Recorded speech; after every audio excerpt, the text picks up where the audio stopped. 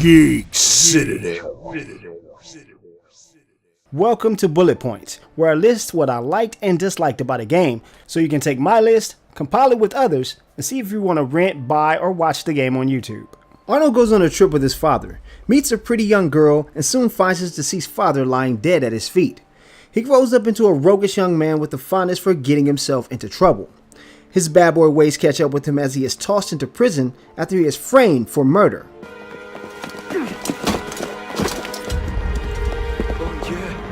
Killed Lord de la Serre. Coincidentally, he is placed in a prison with the man who served with his father as an assassin. With this new knowledge, he takes on the role his father once held and starts on his path to revenge.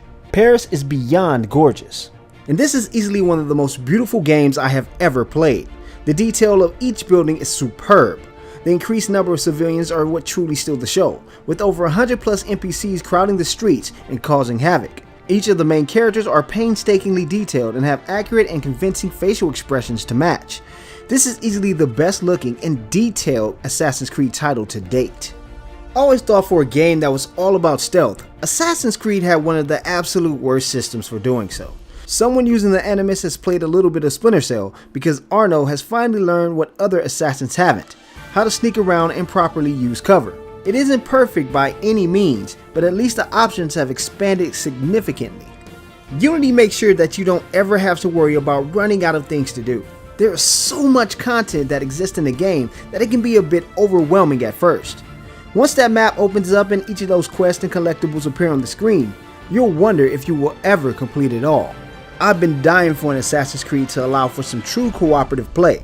Unity does a great job at setting up missions for up to 4 players, or allowing them to free roam and take on the world with their pals. My only problem with cooperative play is that it's limited to a certain amount of missions. You can't play the story at all. What would an Assassin's Creed game be without bugs? From people sinking into the floor and regularly popping into view, to odd textures appearing in the distance. This is basically a beta test that was given to the public. You are a beta tester. They didn't tell you were, you paid $60 to be one. I have a GTX 980 and this game has all sorts of issues playing the game past the high setting. The frame rate sporadically dips from 60 to 45 during cutscenes or anywhere there are tons of people standing around the city.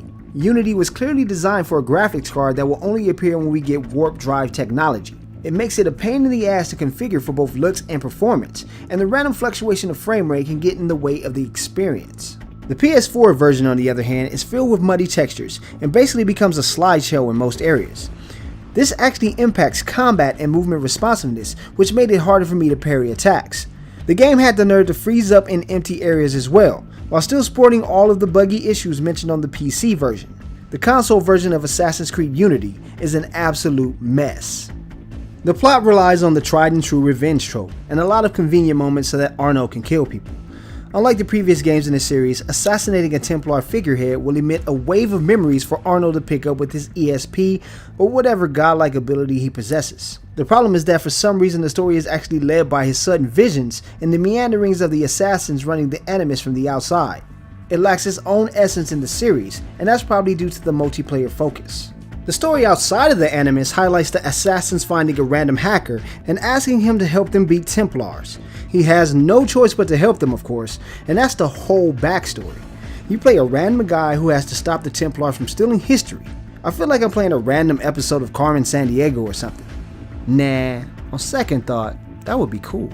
Assassin's Creed games are notorious for ignoring the problems with this automated navigation system. In fact, Ubisoft promised that Unity's climbing system was overhauled for the next generation. Let's make our way down using controlled descent, one of the new additions to navigation in ACU. We have completely overhauled navigation, allowing you to plan and execute exactly where you want to go. If by overhauled they meant they added some pretty animations and kept the awkward loss of momentum issues, I'd agree. Anyone expecting quick and fluid animation as shown in the E3 video will be sorely disappointed. There are a few changes that have made the life of an assassin much harder. Enemies strike with a bit more precision and can kill an undergeared assassin in 1 or 2 shots. Other than that, the combat remains strikingly similar to previous games in the series, and in some ways, it takes many a step back. Arnold can get hit while trying to finish animations or fail to properly lock on a target to attack someone at his back. He will often get stuck on things while he's attempting to fight, and the overall feel of combat feels slower and less refined. It looks bland in comparison to games like Shadow of Mordor, which proves that sword combat can be fast, fluid, and visceral. Assassin's Creed Unity has a collection of content within the game that cannot be accessed without other apps. You have to download the companion app and sign up for the Initiate's website to access certain chests in the game, which is a shame because most of these functions don't even work properly as of release. As it stands on the very first week of release, Assassin's Creed Unity is a technical mess full of bugs and performance issues on every platform. When you can get around the frame drops and the glitches, the gameplay doesn't make great strides to improve on the tried and true formula. Assassin's Creed Unity earns a fans only from Geek Citadel. This franchise has taken a spiral due to the lack of attention paid to creating a working game. The most volatile part of the problem is when well-known video game journalists like IGN, Kotaku, and many more don't let us know that these problems exist. They wait until we've all started boo-hooing after we purchased the game, but they have clearly had their hands on it for a week ahead of schedule. And then right after the game releases, they want to make an article saying, you should stop buying games early so they can fit into the mold. No guys, you should have created an article stating that this game is awful before release. I know a lot of these so-called video game journalists are afraid to lose the free games they receive from companies. Yet people on YouTube go out of their way to buy a game, play it, and create a review without a handout from publishers. If we can take our time and do that without fear of being blacklisted by these companies, why can't GameSpot, IGN, and Kotaku? They get paid to do this stuff, so where is the journalistic integrity when we need it most? Publishers also think they can just push a game out the door because it should be released by now. That's an easy way to push garbage onto us people who are paying for these games. It's an unforgivable practice to ship a game as retail in such a broken state.